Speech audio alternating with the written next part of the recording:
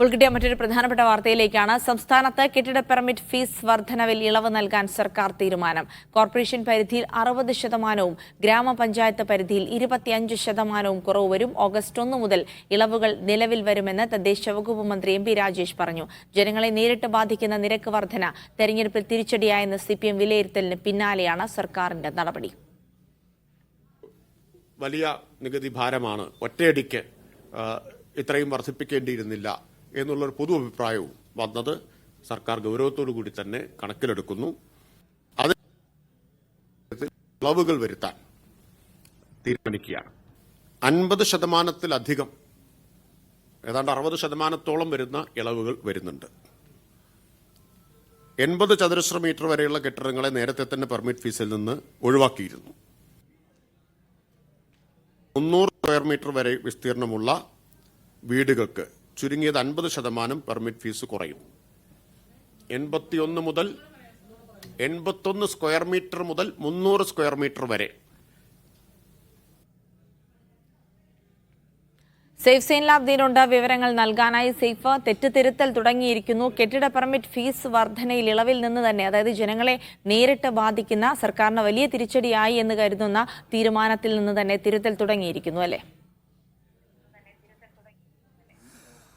അതെ ജിൽസി, പാർട്ടിയുടെ സംസ്ഥാന കമ്മിറ്റിയുടെ നിർദ്ദേശപ്രകാരമാണ് ഇപ്പോൾ കെട്ടിട ഫീസ് വർധനവിൽ കുറവ് വരുത്താൻ വേണ്ടിയുള്ള തീരുമാനം തദ്ദേശ വകുപ്പ് എടുത്തിരിക്കുന്നത്. സംസ്ഥാന കമ്മിറ്റി യോഗത്തിൽ ഒരു പ്രധാനപ്പെട്ട വിഷയമായി ഇത് ഉയർന്നു വന്നിരുന്നു. അത് പൊതുജനങ്ങളെ, സാധാരണക്കാരായ ആൾക്കാരെ നേരിട്ട് ബാധിക്കുന്ന വിഷയമാണ്. ഇത് തെരഞ്ഞെടുപ്പിൽ വലിയ തിരിച്ചടി ഉണ്ടാക്കിയെന്ന ബോധ്യത്തിന്റെ അടിസ്ഥാനത്തിലാണ് CPM ഇപ്പോൾ തിരുത്തലിന് തയ്യാറാക്കിയിരിക്കുന്നത്. അതിൽ ഏറ്റവും പ്രധാനപ്പെട്ടത് 60%-ഓളം ഫീസിന്റെ ഇളവ് ഇക്കാര്യത്തിൽ ഉണ്ടാകും എന്നുള്ളതാണ് ഏറ്റവും പ്രധാനപ്പെട്ട കാര്യം. 80 ചതുരശ്ര മീറ്റർ വരെയുള്ള കെട്ടിടങ്ങൾക്ക് പെർമിറ്റ് ഫീസ് വേണ്ട എന്ന് നേരത്തെ തീരുമാനിച്ചിരുന്നു. 81 മുതൽ 300 വരെ സ്ക്വയർ വരെ വിസ്തീർണമുള്ള വീടുകൾക്ക് ചുരുങ്ങിയത് 50%-എങ്കിലും പെർമിറ്റ് ഫീസ് കുറയ്ക്കുന്ന രീതിയിലാണ് പുതിയ നിരക്ക് പ്രാബല്യത്തിൽ കൊണ്ടുവന്നിരിക്കുന്നത്. അതുപോലെ തന്നെ കോർപ്പറേഷനിൽ 81 മുതൽ 150 ചതുരശ്ര മീറ്റർ വരെയുള്ള വിസ്തീർണമുള്ള വീടുകളുടെ പെർമിറ്റ് ഫീസ് 60% കുറയ്ക്കാനാണ് സംസ്ഥാന സർക്കാർ തീരുമാനമെടുത്തിരിക്കുന്നത്.